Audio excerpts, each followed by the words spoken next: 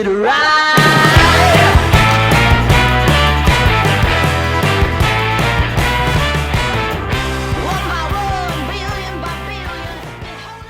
Hello guys, so you just saw my academic coffee. That's how I call it, because I love to drink coffee, but also I drink a lot of coffee. And while I have to work, not when I am just resting, because I just leave my body to relax, but when I need to study and work, I definitely drink coffee. And now I just want to tell you that today is a magic video. I am going to talk for what I mentioned several times, what I repeated several times yesterday, about taking notes. Because there are methods for taking notes. But I believe that we can also somehow build our method of taking notes, what fits us better. But when you have an idea of which are the methods of taking notes, you can take the structure and you can organize your knowledge and your notes on that way. It definitely, it's your choice and you can choose whatever fits you better. But you know, do you ever diligently take notes in class but find that they are little help when studying for a test? Or do you take very few notes because you are not sure how or even why they are so important? I have found myself as well taking notes, writing down everything, and I find everything important. No worries, friends, you know, I have been in that stage as well. I have highlighted all the book, 1, 2, 3, 4 sentences, and then I found out that, oh no, I noted almost everything. What am I going to write down now? Which are the most important information, and what should I write to take notes about? But no worries. Even when this happens, try to use different colors. I would suggest different colors, because when using different colors, the visual memory helps you to remind later. At least my memory works in this way, that when I am at the exam, I just remember exactly how I painted that page and where is the information that I am looking for. So I just open the book inside my head. And yeah. Now, I just want to give you some tips and some of the best note-taking techniques to help you as a student or somebody who is working and have long meetings and need to take down notes, so can build a minute of that meeting, so you to have the full picture, because you don't want to lose the details, the most important details, because not everything is important, but even if it's important, some are more important always. So yeah, I would say that better starting from now, take your favorite pen and your notebook, or your computer. If you are a digital person, you love to use a computer or a trusting laptop, you can use it. And start taking notes even from this video. So afterwards you can look back and you can choose which fits you better, which method fits you better. And I just want to kind of share with you the little secret from the other video. There were some key points that I repeated several times. And keep in mind that repetition is very important, even when you listen to the professor, even when you are in a meeting. The repetition helps you to define which are the key points, which are the key concepts, which is the key topics that you need to focus, which are the key points and the key features of something that you should focus there. Because, you know, repetition makes you or helps you as well to build the structure of knowledge based on what is more important, because the professors normally mention several times the key concepts and what is the most important concepts on that.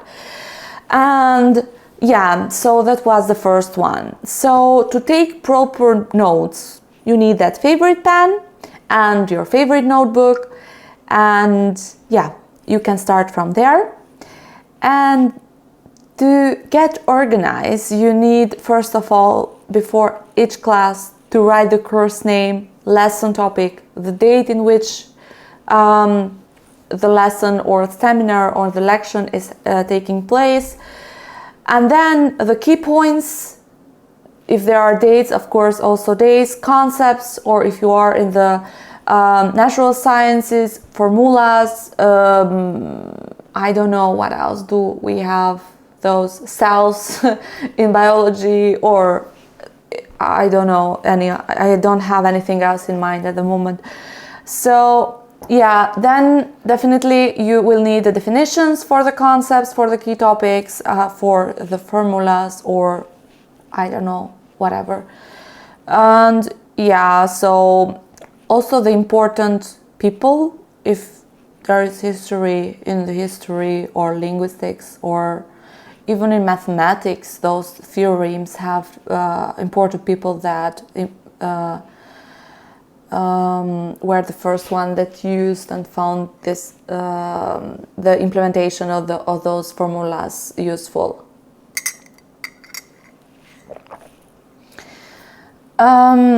Yeah, so first of all, you have, well, if you want to take notes in class or if even at home, you need to stay focused.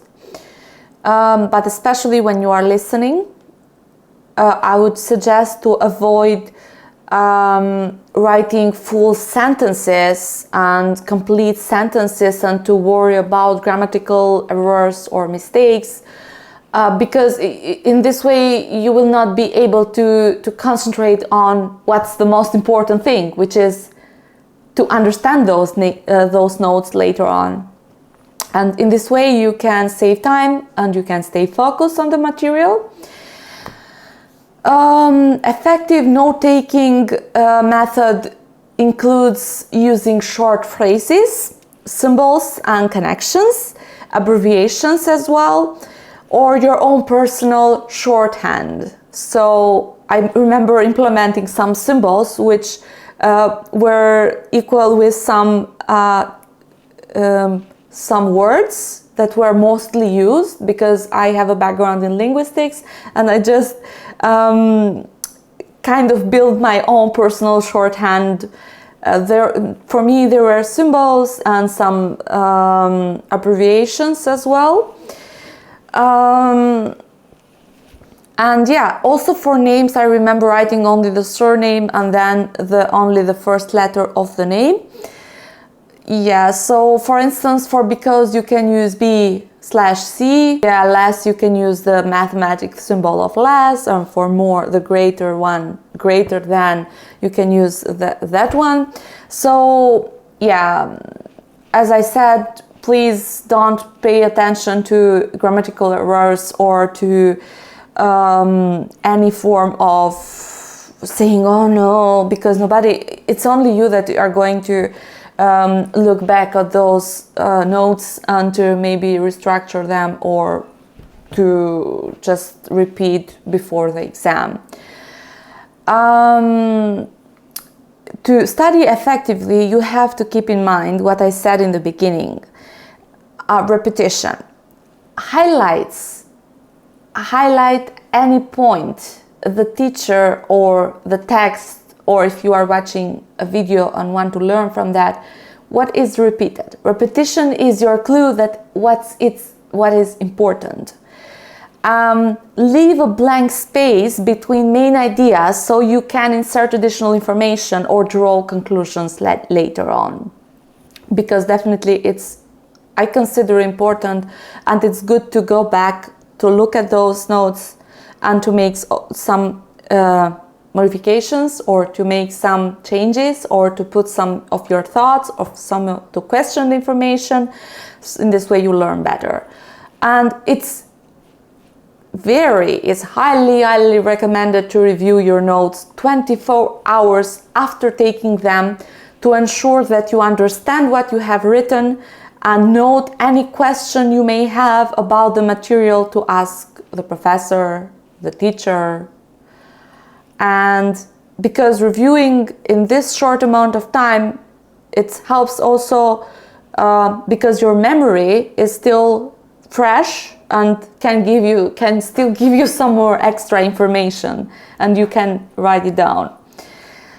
And in this video, I just want to focus on 3 effective note-taking methods. There are more, there are 6, 7, 8, 10, I can count forever.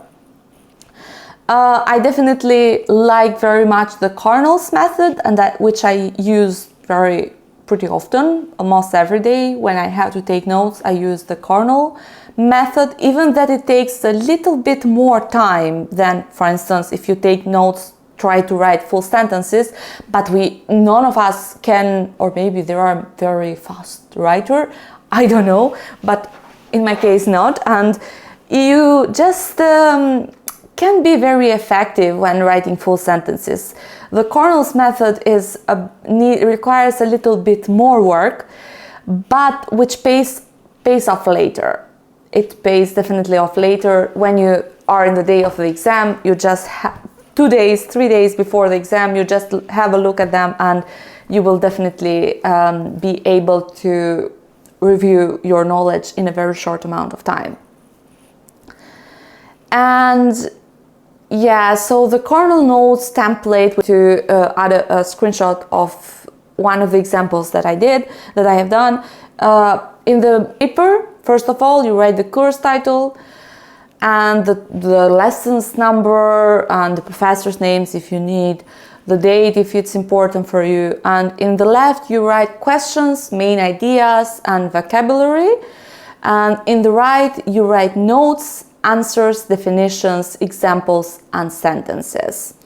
And the sweet part is the summary. So if you really need to go a bit deeper into your notes, then you can write a short summary and you have there everything organized. So you have the questions, which find answers in the right side of the paper. When you have notes, answers, and then you have the main ideas or concepts, and you have the definitions on the right side.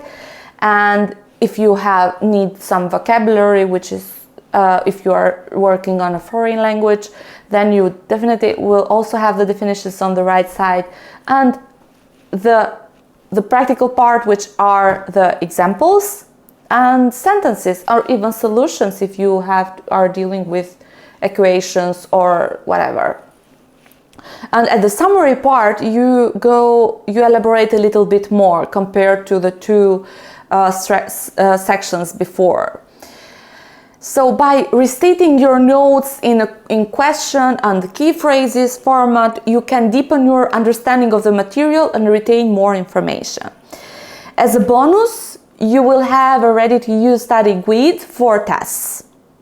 That's why I said that it's very useful in the exams time, because it definitely will help you some days before the exam, and you will be almost ready to take that exam and to pass and to succeed that exam. The mapping method, I really love this because it definitely helps you to build a vision of knowledge. And visually, it's very, for those who learn in a visual way and love to link the knowledge they get, mapping method is really, really a nice one, and I really love this one. And they can be used when using Cornell's method. And before the exam, I used to do the mapping method, so noting after noting, because the mapping method builds the full picture of the knowledge and the concepts and the questions and how they are linked with each other. And in this way you can use, if your strong point is your logic, you can use it in this method. So start with key phrases that identify the main topic. Place that phrase in a box or bubble in the center of your page. This method works best if your page is in the landscape, so in this format, like this. And now draw a line from that topic box and write down a phrase that summarizes the first main facts or ideas covered. Draw a box or a circle around that phrase. For each fact or detail directly related to that idea, write a phrase summarizing it, circle or box the phrase and draw a line back to the idea box. Repeat these steps for each main idea covered in the lesson, textbook or video. Even if you don't wish to use the mapping method for note-taking, you may want to try it as a study aid. Reading a book, you take a book, you read the chapter, you close the book, and then you build a map of concepts which you remember. So the key concepts will be shown up here, and through those concepts you can, even if you go back to the book, you know where to focus. And outlining or bullet method. This one is as well a very nice one, and well, it gives a structure to the knowledges, and it goes from one key point to another as well as linked. But if you use the cornell, if you find the cornell's method better, you can use that one. And if you find the outlining note-taking as a good one for you, you can use this one.